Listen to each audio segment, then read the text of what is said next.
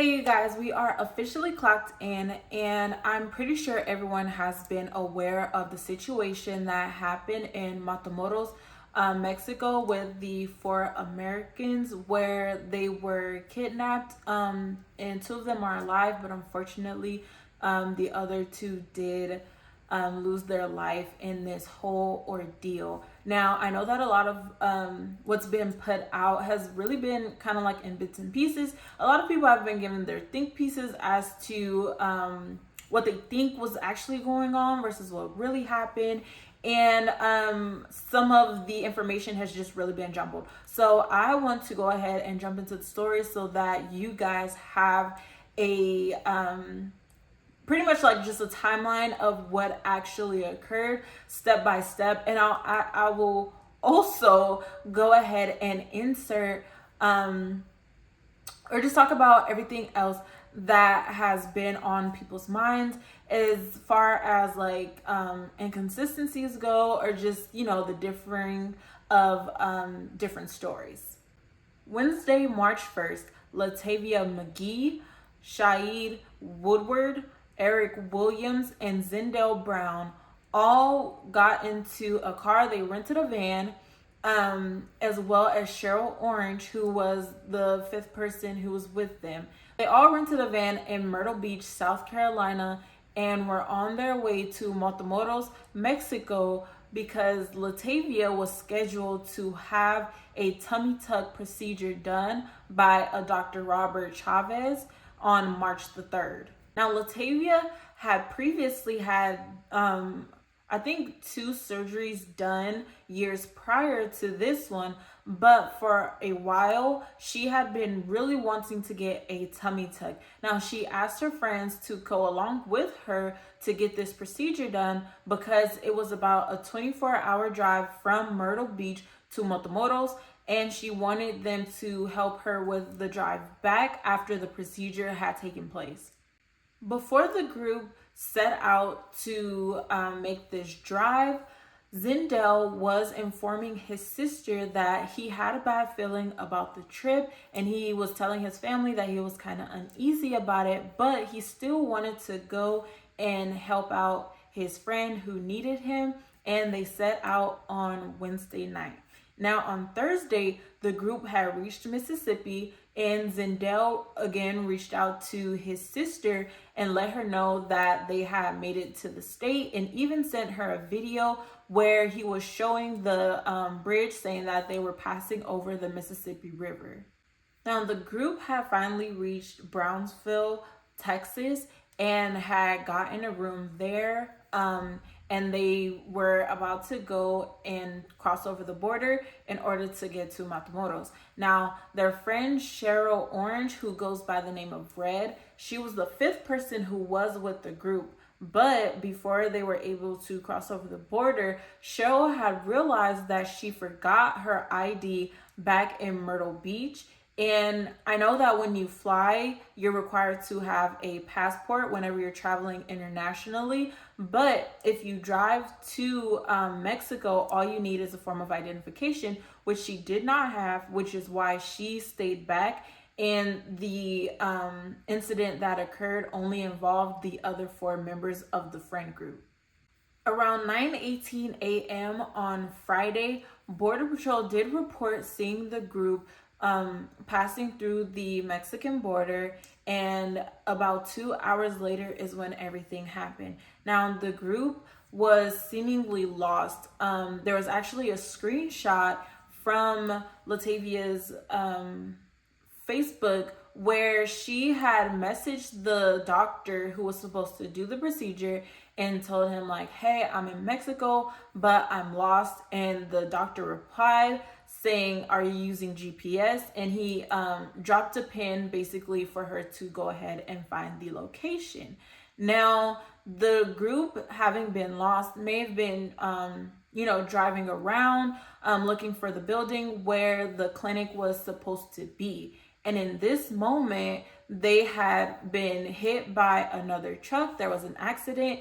And then the members who were in that pickup truck that hit them started shooting at the van where the 4 friends were. Como si fuera marrano, güey. Ya se murió aquel.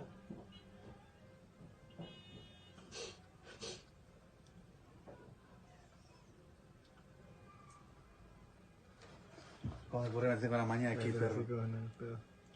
Pero no queda con el celular, güey. No, pues no se ve, no estoy mirando. Mames, que viene, güey, la ley. ¿En dónde? Ah, mira, viene la huerca corriendo. Viene la ley, güey. Mira, la huerca esa corriendo. Because of this incident, Zindell's sister, having been keeping up with his whereabouts as their trek to Mexico was happening, she did not hear from her brother, which was unusual, and she began to worry, and she continued to try and reach his phone or reach him by phone in Snapchat, where they have primarily been messaging through. And their friend, Cheryl, who was left behind at the motel in Brownsville, she also hadn't heard anything from the group either. So she started calling around. She also called the local police to see if they had maybe been in jail or anything of that sort, just basically to find out their whereabouts. Now, Eric Williams' wife, she also was trying to reach her husband. She said that he had texted her that morning and she replied almost immediately to his message. But after that, there was no other response from Eric. And even his son tried to reach him and there was no response. So none of the family members on Friday morning or anyone who was connected to this group had heard back from them after they were attempting to communicate. Now, a little while after this whole ordeal happened, there were Mexican authorities who came on the scene because there were reports of the incident having happened. So once the 4 or 5 men who were in the pickup truck shot up the van, they dragged out all 4 members of the friend group and threw them into the back of their pickup truck and left off. The authorities were alerted of this, and there was also surveillance video of what had happened. When the authorities got to the scene, they saw that there was a South Carolina license plate on the vehicle, and they then alerted the U.S. authorities, and then they began working to find out who it was who had been involved in this incident. Now, with the video having been released and with both Mexican and U.S. authorities being involved, there were parts of the surveillance video that had been released in order to gain or, try and find some information as to what had actually transpired. And there was also a $50,000 reward that was being posted by U.S. authorities in order to encourage anyone who knew anything to go ahead and give them some information.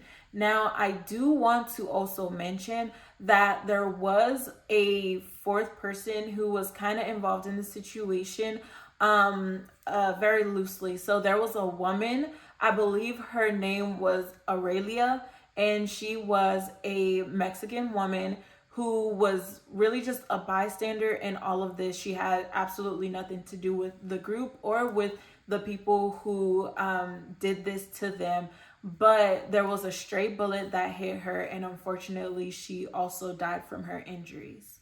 Again, with both U.S. and Mexican authorities on this case, they began to go over the surveillance, and eventually they figured out the gunman's truck and who it had belonged to. Now, during this whole time, this occurred initially on a Friday. So from Friday, for about 4 or 5 days, the remaining 2 members of the friend group who had survived had been moved around from place to place, stash house to stash house, in order to create some confusion and for the group to evade them being caught. Now, it wasn't until Tuesday that the group or the remaining friends had been found in a stash house, and there was a guard there whose name was Jose N, who was immediately arrested once the location of the kidnapped victims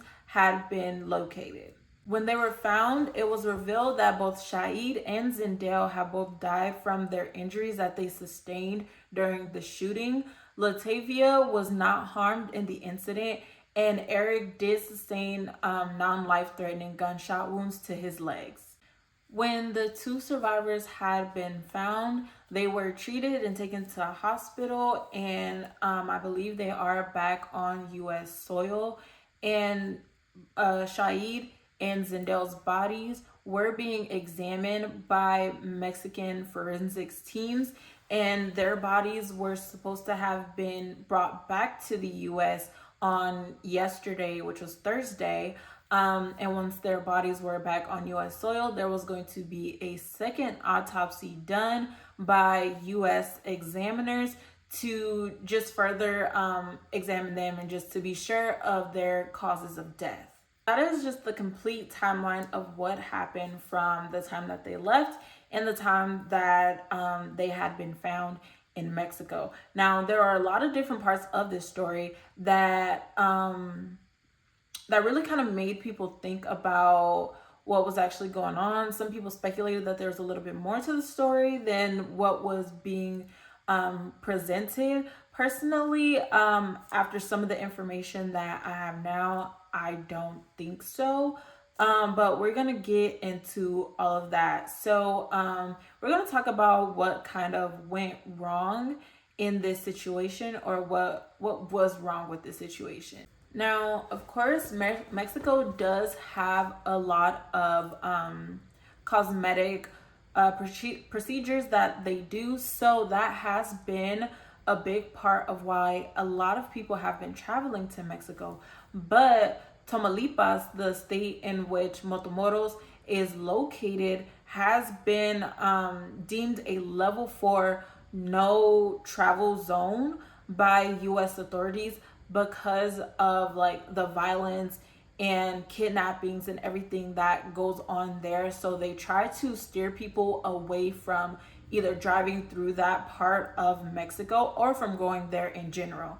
Now, there are 50 different checkpoints or ways in which you can drive from the U.S. into Mexico, but only 4 out of the 50 ways have actually been deemed safe for travelers to go. And I know for some people, this is something that will make you go, well, you know, she should have, or they should have been more cautious of this drive. They should have done their research more and all of these things. But like I said before, Latavia had gotten either 1 or 2 procedures done a couple years back before. And if I'm not mistaken, the same doctor in Matamoros had done her procedures before. So it's assumed that this is maybe like an area or a place that she is familiar with, that she didn't feel like, she would find an issue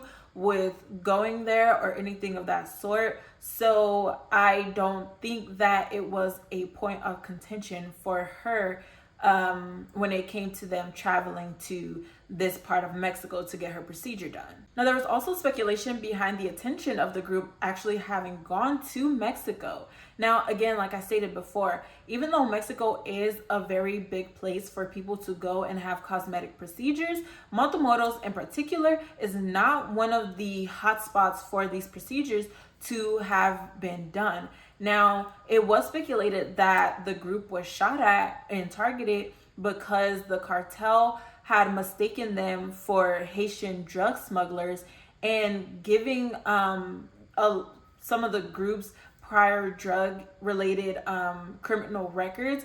A lot of people were speculating that this may have had something to do with them going to get drugs and all of these things. And then people were speculating that there were just too many people who were along for the ride for someone to be going to have a procedure done. People did, have concerns because there were 5 people who were going to go and, have the procedure done, but on the way back, Latavia would have needed room in the car to rest. But there was a video that one of the friends had made where he is panning the car and showing everyone who is on the trip. And if you like take a look at it, it really shows that there was more than enough room in the car where maybe 2 or 3 more people really could have fit in there. And there was also some eyebrows being raised in terms of the 5th person who had been left behind, Miss Cheryl Orange, who goes by Red. Now, people are like, you made it all the way from Myrtle Beach, South Carolina, all the way to Texas, Brownsville, basically to your destination, because Brownsville and Matamoros is only like 25 minutes away from each other. So people were saying you made it all this way from there, and it wasn't until you actually got to like your last American area that you realized that you didn't have your ID. And then when she made the initial phone call to the Brownsville Police Department, her first question was to ask if the group had been in jail or got arrested. And people were curious about her inquiry related to that, because if you're going to call about people who are missing, why would them being in jail be your first thought?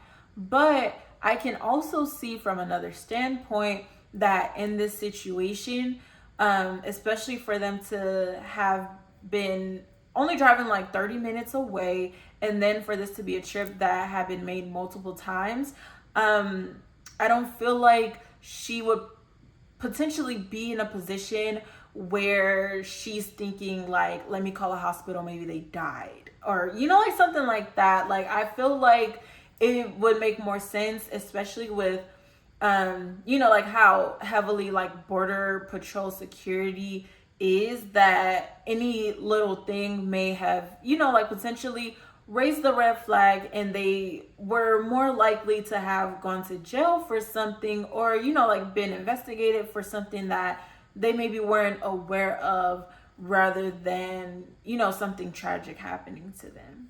I also wanted to talk about the actual procedure and scheduling and things of that sort with the doctor. There's a lot to dissect when it comes to that part of the story, because Dr. Roberto Chavez and his clinic or his office, they were talking to Latavia about this procedure through Facebook Messenger, not through an email or through calls to the office or anything like that. All of their communication was seeming to have been through Facebook Messenger, which was a little weird for some people. And there was also some discrepancies when it came to when the procedure was scheduled to happen. Now, I think it was originally said that the procedure was supposed to happen on February the 23rd of this year, but Latavia and her daughter both said that the procedure was actually going to happen on March the 3rd of this year. Now, some people had actually reached out to the Dr. Roberto Chavez's his office, and they were trying to inquire about when the appointment was supposed to be for Latavia, when it was supposed to happen.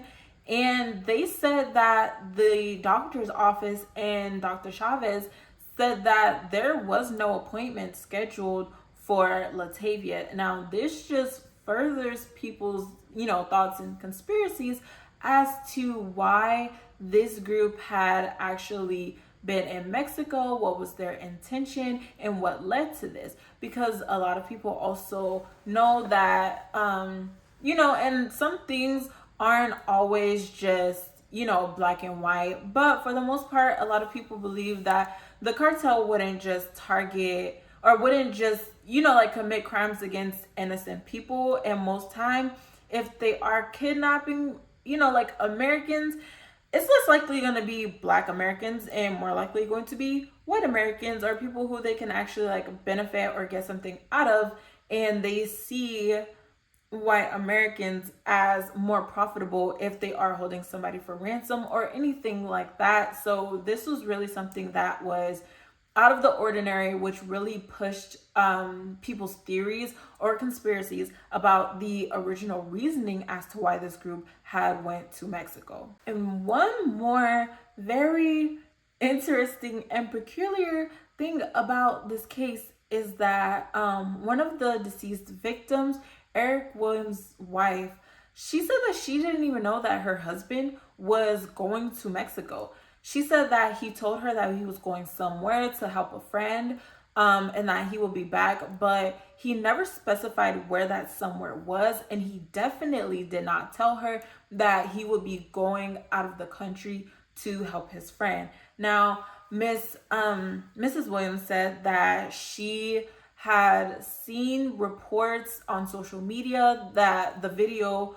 was going around, but she says that she didn't watch the video because she usually doesn't watch things of that sort just because of the contents of it. And I understand for some people, constantly seeing things like that can be very overwhelming, or just seeing violence in general can just be very unsettling for people. So she said that when the video was released, she wasn't even aware that it was her husband who was a part of this group. And then when she did see the video, she called around to the hospital. She finally got in contact with someone who confirmed to her that her husband was in fact part of this group. Now, with her lack of knowledge of where her husband was going to and the specific reasoning for it, it did have people again thinking that maybe there was something to hide or to not be truthful about,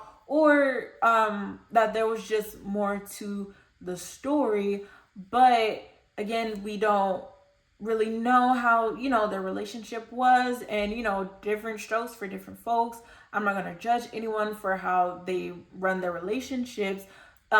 This just was a piece of information that had a lot of people thinking, but again, I don't think that this necessarily was like the nail in the coffin that really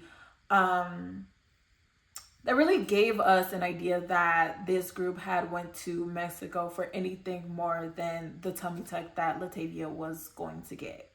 Now, because the individuals who were the gunmen in this situation were said to be part of the cartel, the Gulf Cartel in particular, again, the U.S. and the Mexican authorities were both looking for all of these people and who had been involved. And we do know that one person who was the guard at the stash house where the other two kidnapped victims were being held was arrested, but the U.S. said that they were going to get involved and that they were really going to crack down to figure out who these people were, who the rest of the members were that did this to these 4 people. Now, the U.S. was going as far as saying that they were about to take action on this situation, and they were ready and prepared to label all of these people as terrorists. Now, in an interesting turn of events, the actual cartel came out, they wrote a letter and apologized for this incident. And in that letter, they explained that the men who actually did this were not a part of the cartel at all. They were actually a part of an outside organization that was in the town, and that organization was called Scorpion. They also turned over all 5 of the murderers and kidnappers to the authorities so that they could be dealt with properly. In the letter that they wrote, they explained that the cartel does not do dealings with hurting innocent people. They are firm in that innocent people are never their targets. They don't kill them or kidnap them. They don't do anything to them. That is not their forte, and that they have no connection with the Scorpion group, and that they had no idea who those 4 people, who the 4 Americans were that were victims of these crimes. Outside of all of the speculation as to whether these 4 or 5 people were there for any other reason besides the tummy tuck that Latavia was supposed to get. For me, this letter from the cartel really solidifies that that is all that the group was there for, and that there was nothing more or nothing less that was their intention for going there. And I think that for the rep that the cartel gets, and the fact that America was so quick to, you know, like get involved and really go after them, I don't see a reason to not believe them, especially because they were so willing and went out of their way to actually hand over the 5 men who were involved in this attack on this group of friends. And I do think that, you know, there still needs to be something done about the men who actually were involved in this situation. But now, with the men having been caught and there being some sort of an explanation that was given, I don't foresee anything more coming out of it besides potentially what is going to be their punishment. We are glad that the other 2 are safe and that they have been found. And my thoughts and prayers do go out to the families and loved ones of those who unfortunately did lose their lives in this whole ordeal. Now that is all that I have for you guys today. Don't forget to like, comment, and subscribe, and leave a comment about what you think about this case, and if anything has maybe swayed your mind about what was going on, or if you still feel the same, or, you know, like if you're still waiting for more information to be put out just to like solidify or convince you otherwise. Again, that's all that we have for today. Thank you guys so much for joining in with me, and I will see you guys in the next video. Until then, we are officially clocked out.